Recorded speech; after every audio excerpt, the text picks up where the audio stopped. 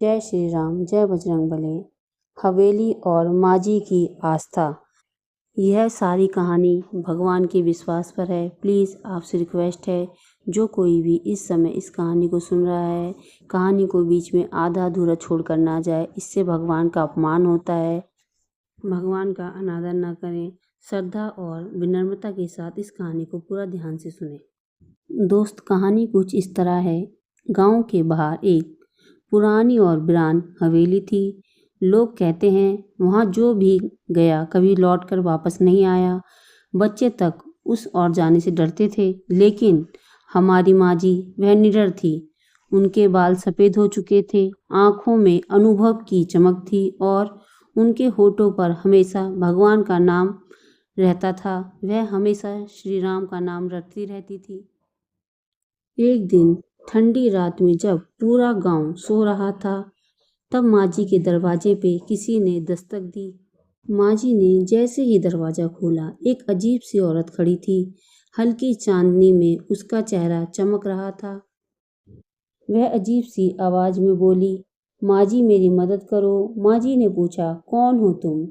औरत बोली, मैं हवेली में रहती हूँ, लेकिन अब वहाँ से निकल नहीं पा रही हूँ। गांव वालों से जुड़ी हवेली की भूतिया कहानी याद थी गांव वालों को। माजी ने औरत को ध्यान से देखा। उसकी आंखों में दर्द था, लेकिन कुछ अजीब भी थी वह औरत। भगवान का नाम जपते हुए माजी ने अपनी तुलसी की माला उठाई और श्री राम, जय श्री राम, जय श्री राम, जय हनुमान का जाप करते हुए औरत की आंखों में देखा। अचानक वह औरत पीछे हटने लगी, जैसे मंत्र सुनकर तकलीफ हो रही है उसे। माजी समझ गई कुछ गड़बड़ है, लेकिन फिर भी उन्होंने निर्भीक होकर बिना डरे अपनी लाठी उठाई और औरत के साथ हवेली की ओर चल पड़ी। हवेली में घुसते ही तेज हवा चली, जैसे किसी ने उनका स्वागत किया हो। अंदर हर चीज धूल में लिपटी थी। दीवारों पर अजीब सी छाया बन रही थी। औरत ने एक दरवाजे की ओर इशारा किया। यहीं बंद हूँ मैं सालों से। माजी ने गौर किया, दरवाजे पर कोई ताला नहीं था, फिर भी वह हिल नहीं रहा था। माजी ने ओम नमः शिवाय मंत्र का जाप करते हुए लाठी से दरवाजे को छुआ। दरवाजा खुलते ही औरत डरावनी हंसी हंसने लगी। तुम भी फंस गई माजी। माजी बोली, मैं बेटी अकेली नहीं, मेरे साथ मेरे प्रभु श्री राम हैं। जिनके साथ श्री राम होते हैं, उनका कोई बाल भी बांका नहीं कर सकता। उन्होंने अपनी कमर से गंगा जल की मटकी निकाली और औरत पर छिड़कने लगी।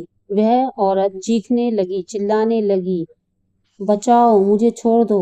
अचानक उसका रूप बदल गया। वह एक भूतनी थी, जो वर्षों से हवेली में लोगों को छल रही थी, लोगों को परेशान करती थी, उनके बच्चों को मार के खा जाती थी।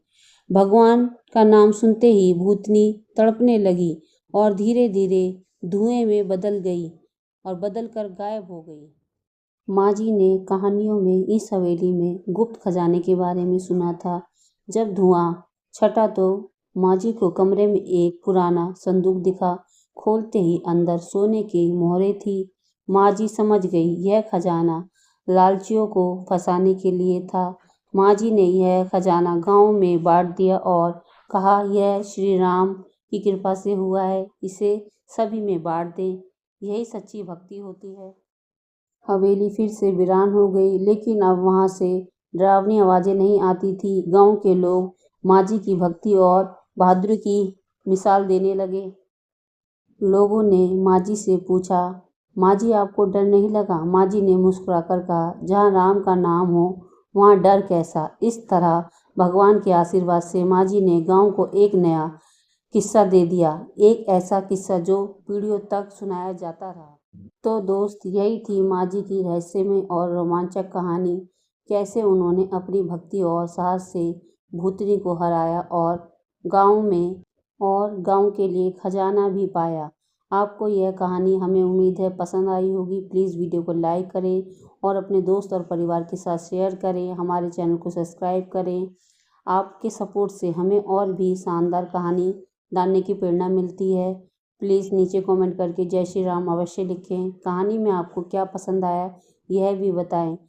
दोस्त, वीडियो बनाने में बहुत समय लगता है।